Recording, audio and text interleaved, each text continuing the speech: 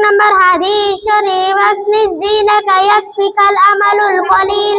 হাদিস শরীফের অর্থ তোমার ঈমানকে খাঁটি করো, অল্প আমলই নাজাতের জন্য যথেষ্ট হইবে।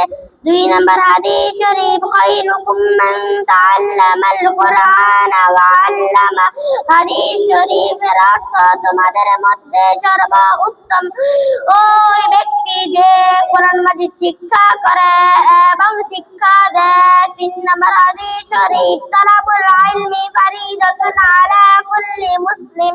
হাদিস শরীফের অর্থ দ্বীনি ইলম তলব করা প্রত্যেক মুসলমানের উপর ফরজ। 4 নম্বর হাদিস শরীফ আত-তুহুরু শাত্রুল ঈমান। হাদিস শরীফের অর্থ পবিত্রতা ঈমানের অঙ্গ। 5 নম্বর হাদিস শরীফ মিফতাহুল জান্নাতিস সালাহ। হাদিস শরীফের অর্থ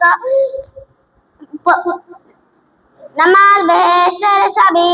6 নম্বর হাদিস শরীফ আউয়ালু মা ইউহাসাবু বিহিল আবদু ইয়াউমাল কিয়ামাতিস সালাহ।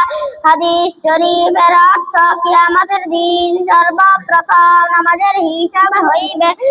7 নম্বর হাদিস শরীফ ফাদলুল আমিলি আলাল আবিদি কাফাদলি আলা আবদিকুম। হাদিস শরীফের অর্থ তোমাদের মধ্যে সর্বাপেক্ষা ছোট ব্যক্তি হইতে আমার মতো বা যত বড় বেইলম আবেদের চেয়ে একজন খাঁটি আলেমের মতো বা তত বড়। 8 নম্বর হাদিস শরীফ দুআ হুয়াল ইবাদাহ। হাদিস শরীফের অর্থ দোয়া ইবাদত। আসসালামু আলাইকুম ওয়া রাহমাতুল্লাহি ওয়া বারাকাতুহু।